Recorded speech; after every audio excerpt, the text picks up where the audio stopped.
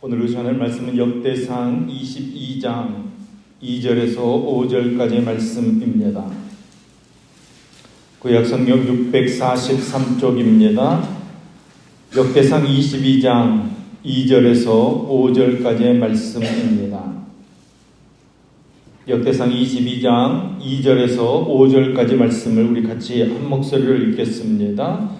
다윗이 명령하여 이스라엘 땅에 거류하는 이방 사람들을 모으고 석수를 시켜 하나님의 성전을 건축할 도를 다듬게 하고, 다윗이 또 문짝못과 거멀못에 쓸 철을 많이 준비하고 또 무게를 달 수 없을 만큼 심이 많은 놋을 준비하고 또 백향록을 무수히 준비하였으니, 이는 시돈 사람과 두롯 사람이 백향목을 다윗에게로 많이 수운하여 왔음이라. 다윗이 이르되 내 아들 솔로몬은 어리고 미숙하고 여호와를 위하여 건축할 성전은 극히 웅장하여 만국의 명성과 영광이 있게 하여야 할지라. 그러므로 내가 이제 그것을 위하여 준비하리라 하고 다윗이 죽기 전에 많이 준비하였더라. 아멘. 오늘은 역대상 21장, 22장 말씀을 통해 하나님께서 주시는 은혜를 함께 나누겠습니다. 하나님의 공의대로 나라를 다스리기 위해 애를 쓰던 다윗이 이스라엘 영토의 확장과 그에 따른 인구의 증가를 자신의 치적으로 생각하는 잘못을 저지르게 됩니다. 오늘 본문과 동일한 내용이 사무엘하 24장, 25장에도 기록되어져 있습니다. 하지만 이제 기록 목적에 분명한 차이가 있습니다. 사무엘서의 저자가 다윗의 인구조사를 기록한 목적은 다윗의 한계를 보여주기 위해서입니다. 다윗이 위대한 왕인 것은 분명하지만 다윗도 실수와 오류로 가득한 인간이었다는 것을 표현하기 위해 기록하고 있습니다.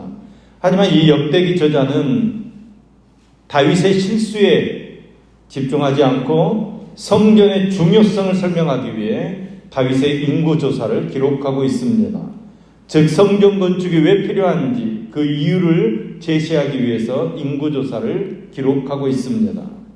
하지만 인구조사의 동기가 사단의 유혹에 있었다는 점과 요압이 주로 군사의 수를 보고한다는 점을 통해서 다윗의 죄는 군사적인 야망과 교만의 죄라고 볼 수 있습니다.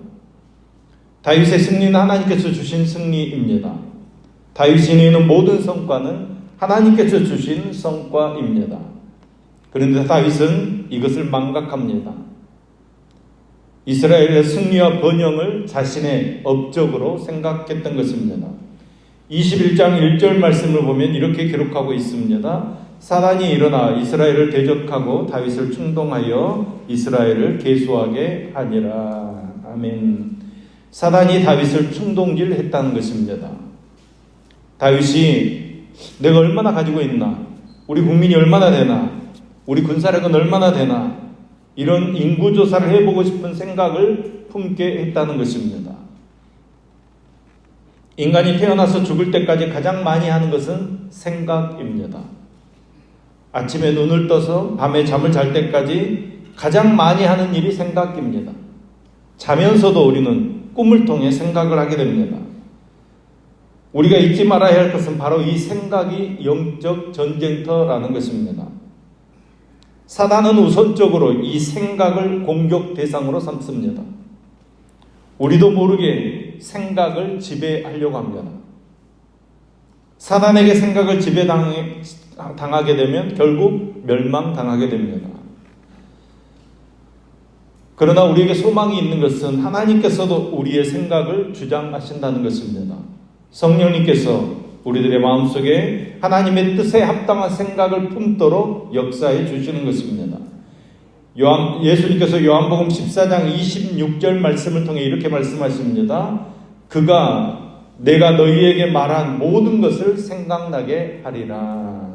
아멘. 성령님께서 우리 안에 오셔서 우리의 생각을 주장하시면 주님의 말씀을 생각나게 해 주시겠다는 것입니다.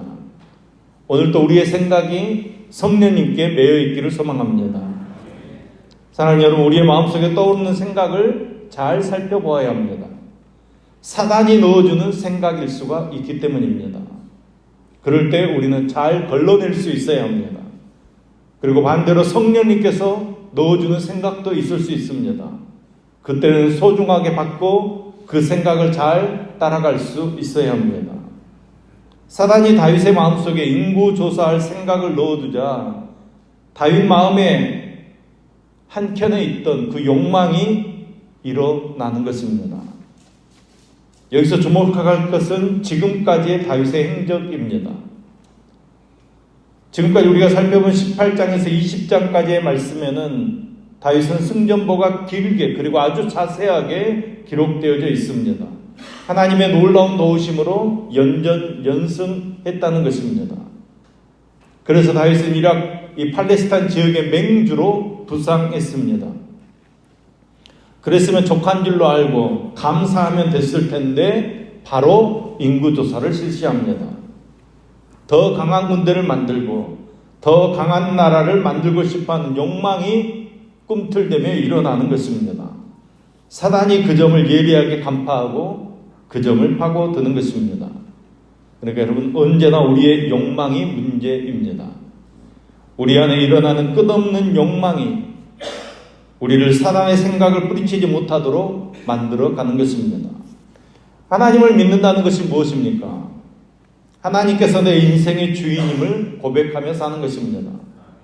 하나님의 은혜로 지금까지 살았고 앞으로도 하나님의 은혜로 산다는 것을 잊지 않는 것입니다. 우리 안에서는 계속해서 욕망이 일어납니다. 우리는 욕망대로 사는 사람이 아니라 말씀대로 사는 사람입니다.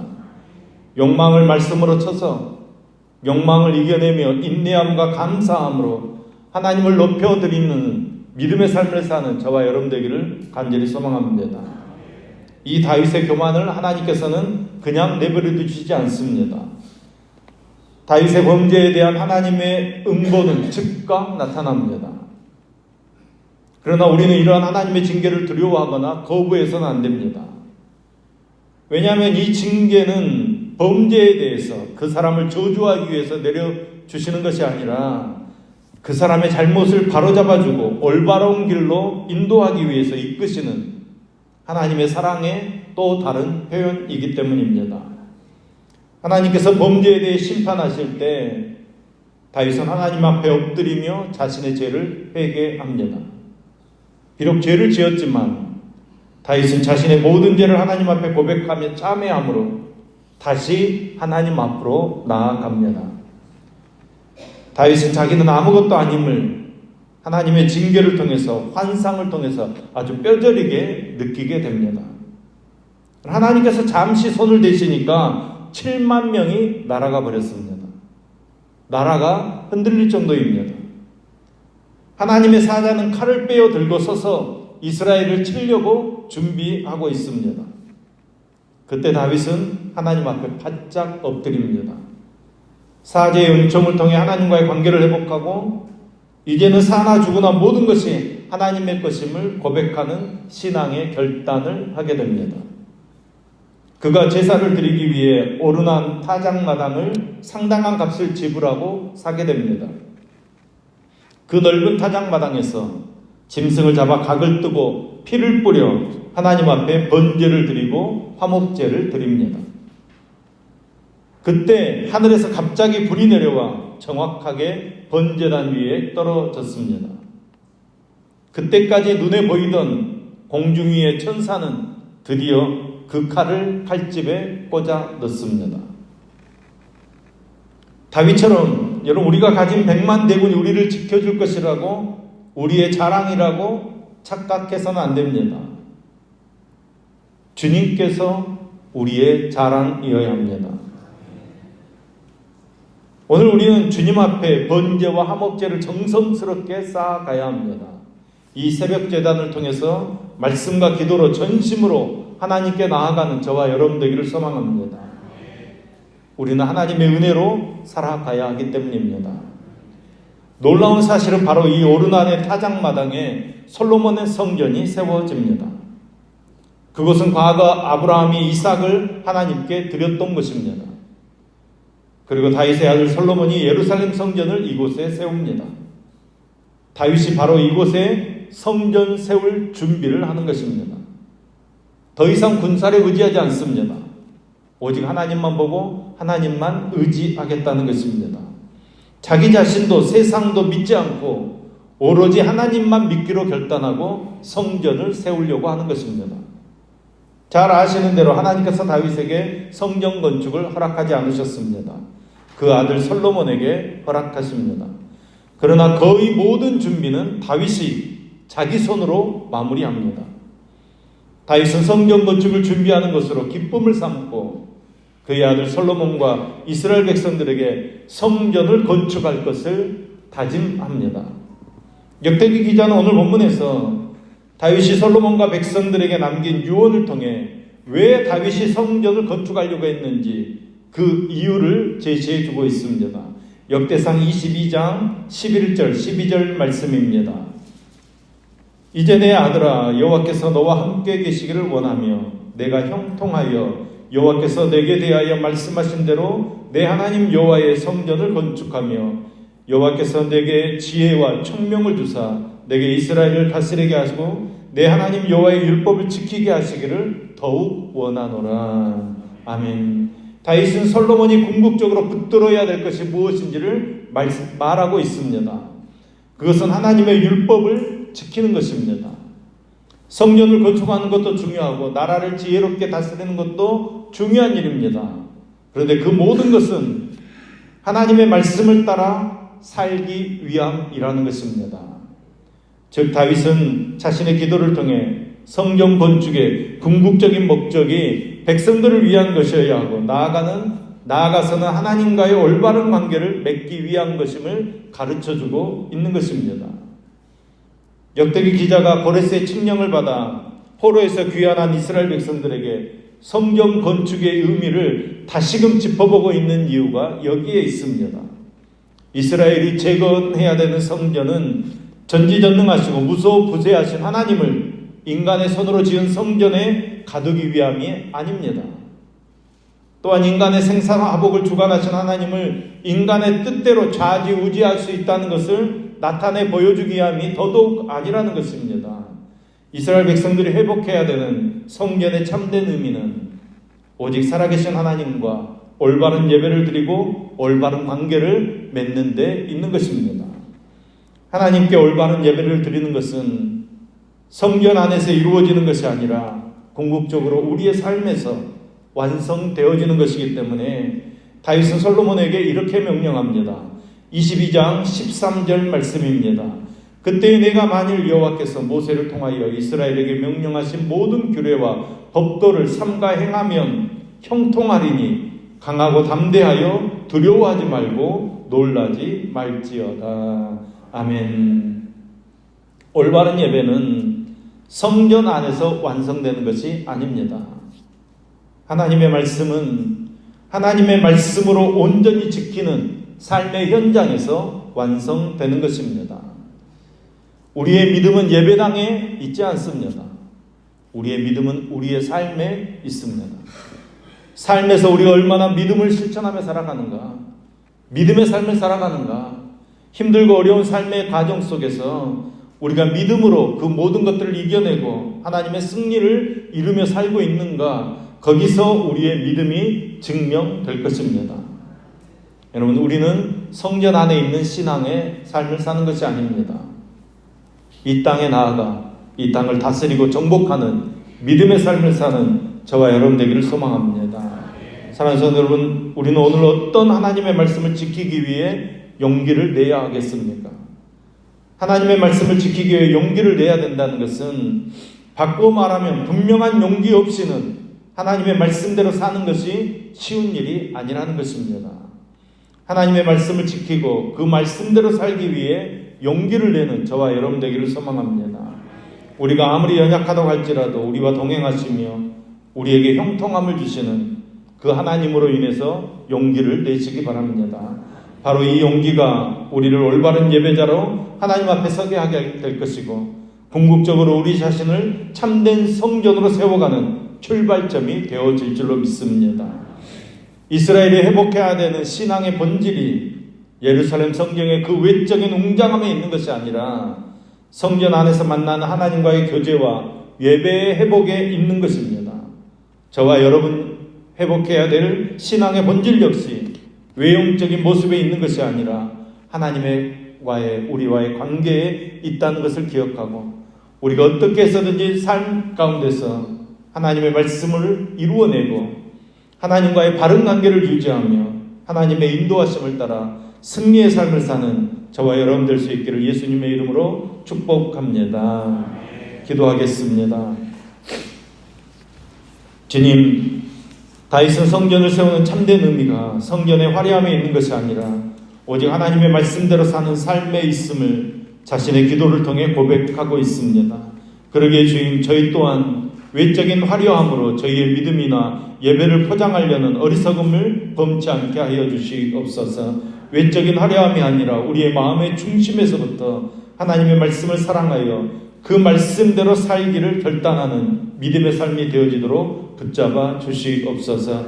말씀을 따라 사는 삶이 하나님께서 기뻐하시는 참된 예배임을 깨닫게 해주시어서 저희가 연약하다고 할지라도 용기를 내어 말씀을 붙드는 믿음의 삶을 살게 하옵소서. 하나님 아버지를 향한 다윗의 사랑이 하나님께서 말씀하신 전쟁을 수행하는 것으로 드러났고, 또한 성경 건축을 향한 열망으로 드러났듯이 주님을 향한 저희의 사랑 또한 하나님의 말씀에 대한 순종과 신뢰로 드러나게 하시고, 다윗이 자신의 범죄를 깊이 뉘우치고 하나님께 회개의 기도를 드렸을 때 하나님께서 그 눈을 열어 하늘 공중에 서서 예루살렘을 향해 칼을 빼든 천사의 모습을 보여주셨듯이, 주님, 우리도 너무나도 어리석게 기도하기만 하면 쉽게 다 해결되고 넘어갈 줄만 알았는데, 우리를 향해 칼을 빼든 천사가 다시 칼집에 꽂지 않는다면 우리 모두는 죽은 목숨이라는 사실을 깨닫게 하여 주시옵소서.